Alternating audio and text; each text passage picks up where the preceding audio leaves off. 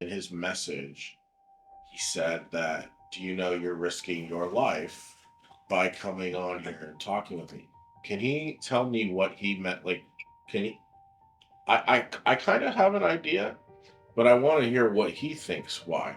He's saying that, well, I just wanted you to realize all the responsibility they're doing, and that it's very possibly highly when after doing such videos, you can get to the States and you can get under the sanction in a form of your banking accounts can be blocked by US government. He thinks that you might possibly be announced inside of the US as a kind of Russian propaganda media or something. Some Tell him I don't give a shit. I'm just letting him talk.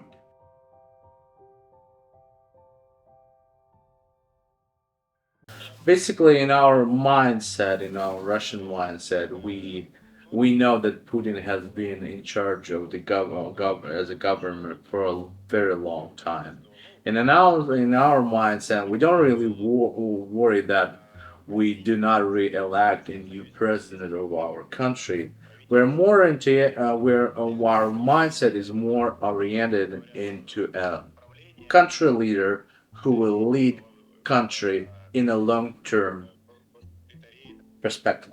Soviet President Mikhail Gorbachev has been removed from power, and there are tanks now in the streets of Moscow. Putin got into the power in 2000, and he got into the power after the crisis in 90s when the Soviet Union fell apart, and that was with Western help and assistance that we were in a crisis, and after that we had bad statistics with thugs, we had bad economical situation, and there were the war in Chechen war, and we just have had a very complicated situation inside of our country as well. And our country was about to fall apart as well. Basically, everything got started in 2013 and 14. Crimea. From no, not what he's saying. Okay. From his perspective, everything started in 2000, 2014 when the revolution started, sabotage in Ukraine, when the Yanukovych was kicked out, and Poroshenko. Poroshenko came out to the power. So that's the way that's the starting point. The thing is that by that time there were in Ukraine there will always pro-Russian regions. I don't really think that Ukrainian government is a sovereign government. I think that Ukrainians were nourished by pro-Ukrainian government narratives, and they were influenced by that, and that gives me a reason to think that Ukraine has never been a sovereign government. Does he think that the United States provoked this war? I don't really think that it was provoked by the United States or any other governments. I think that um, it there are certain corporations that have a certain power, and they made a certain impact to make some processes happen. Не хочешь сейчас уйти? Сядь со мной за стол переговоров. Do you want to see President Putin and President Zelensky sit down and talk? No, I don't think that Zelensky that they're meeting at the table would bring a solution to the peaceful solution. What's his only solution? What's the solution to him? First solution that I see is to stop shooting, and that Ukraine would uh, leave all those territories that were announced independent, uh, and that the Ukrainian side would not shoot anymore. And after that, Russian troops would probably back off to their territories. But in advance, we're expecting that Ukrainians would leave the independent territories, pro-Russian territories of Ukrainian land that announced them independent, that they would leave, and Ukrainian soldiers would not advance more. Does he feel that most people in Russia support the war or whatever or the military operation in Ukraine? Getting back to the question, do Russians want this war? No, they do not want. Do they support that their troops, Russian troops, that this war would end faster? Yes, they do support their. They don't want a war, but if it requires a war to reunify Ukraine with Russia, they will do it. Like they support it. Yes? Protection, Russian human rights on the territory of Ukraine. It's all about that. As the Russia-Ukraine war drags on, Russia President Putin's campaign has been built in part on the claim that he's denazifying Ukraine. So, and I want him to know I'm coming at him genuine because I want him to be able to tell what he believes. So, with that being said, something that I have seen on Russian Telegram accounts is that they are liberating areas where Russian people have been being killed by Nazis. Can he talk about that? Because Ukrainians say they're the Nazis. I totally disagree with the term of genocide because you can easily see that the statistics, genocide looks a little bit different, not the way it is. I totally understand that there are some some little losses among the civilians, but it's not equal to the real genocide. It's not a matter of numbers because any life is priceless. I'm pretty sure that if Russia wanted to destroy the civilians and destroy Ukrainian population, Russia has a certain kind of weapon that they could afford, and to use this weapon against the civilians to make a massive losses and destruction.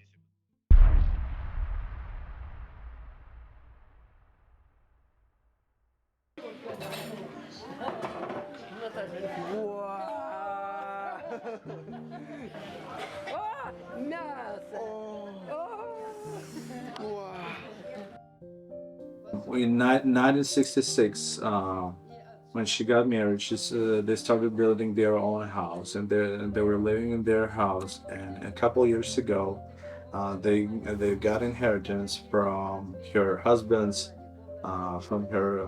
relatives, and her inheritance as a house.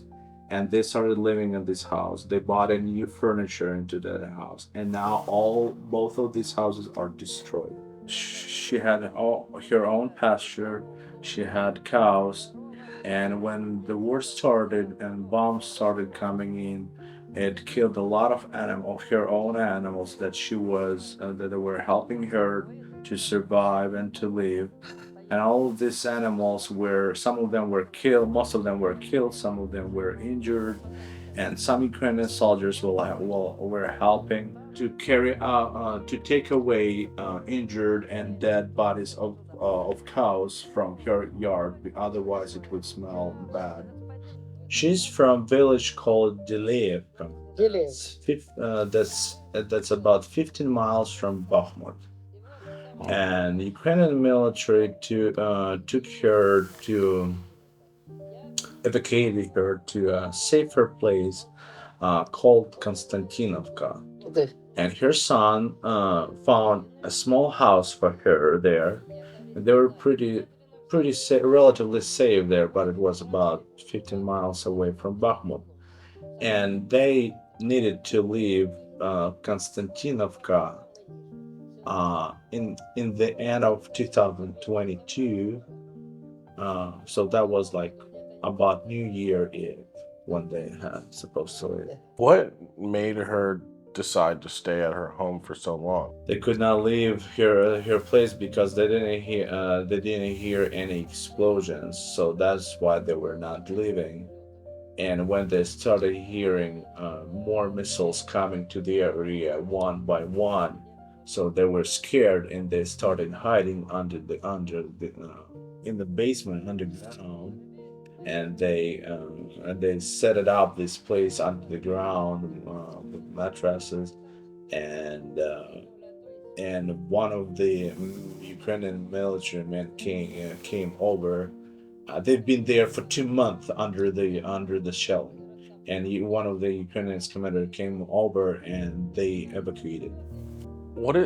Can she explain what it's like to have to leave your home? Like, how many bags does she take? What did she leave behind? What she felt.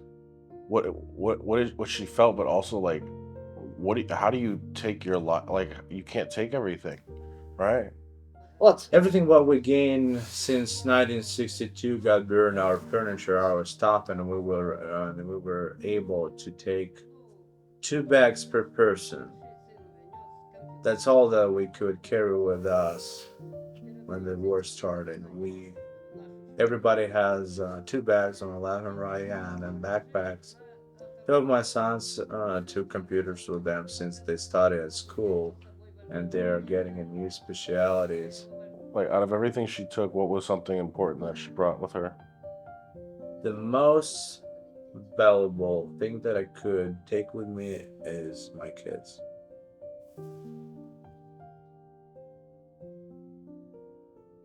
It's tough, but kids are more important. She was talking earlier about seeing a therapist. Gavin has a question. How is she handling this mentally? Like, what steps is she doing to manage the stress that all this has put on her? I was very strong, tough woman. Power of my will helped me to cope with the stress. The only thing that I was doing, I was encouraging my kids around. I was not showing them that I was scared. What motivates her to get up every morning and keep going? Kids motivate me to wake up each morning. Cooking for kids, caring for kids, playing with kids, encouraging kids. That's what motivates me to wake up each morning. We were living happy, normal life in Eastern Ukraine. No one persecuted us. Nobody. And those people who are saying in Moscow that Eastern people were persecuted, they should not lie about that. I was born in 1945. That's the Second World War. I was about 2 or 3 months old when the Second World War was finishing. I was brought up in USSR. Everything was fine. Everything was working in a proper way. I'm not a politician. I did not want to have change since then. I have no idea. Before Russia, Belarus, and Ukraine, they were like brothers and sisters. And something have changed in this world. I have no idea what have changed. Does she want to see Zelensky sit down with Putin and try to talk this out? Очень, Very much. Очень. I would love it. очень. And does she recognize that that's something that her government is saying that they're not willing to do? But as a person that lives here, that's had to move out of those areas, she wants to see her government sit down with Russia and get to peace. I hope that something will get restored and they will get back to the table negotiations. It cannot be restored and healed by itself. We need huge help from outside. It's no secret that Western countries right now, the United States, France, Britain, the list goes on, Canada, the UK, they're giving lethal aid, lots of it. Weapons, tanks, ammo.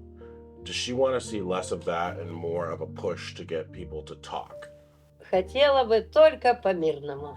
I would Я за мир. love that they would not support with weapons, but it would end up with peace. Wow. Мы хотим мира. Мира, мира на всей земле, на всей планете. We want peace in the whole planet. So less guns, less things to kill people, and more talking for peace is what she wants. Хотела бы, хотела бы. I would love to see more talks about peace, not weapons. Wow. Does she realize that that's something that's not being told in Western media? Не говорят, да? А что ж нам делать тогда? Then what should we do? Ну как, что вам сказать еще? Сделайте мир нам. Tired? Слушай, She's scared. Oh.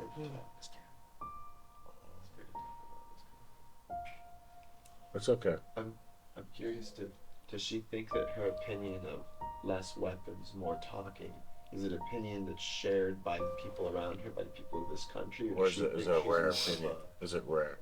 I've never been outside going. Где услышала, где там... I was always being like in a house, caring for my animals and my farm. So I didn't really talk. I didn't really hear what people were talking about it. Let me ask her two more things and we'll tell her we're done. First thing that I have. What does she think of when she thinks of the United States? Нет, Good people, good country, good developing country. We're very appreciate for the aid that America provides for us, so we can feel that, we can see that. And if not that aid, I don't know what we would do. What does she think about her home country of Ukraine? How would she tell Americans about Ukraine? американцам, ну сказать, помогите остановить войну. Please help us to stop this war. Помогите, найдите мирный путь, найдите. Please find peaceful Общий way. язык найдите, остановите войну. Find a common ground to stop this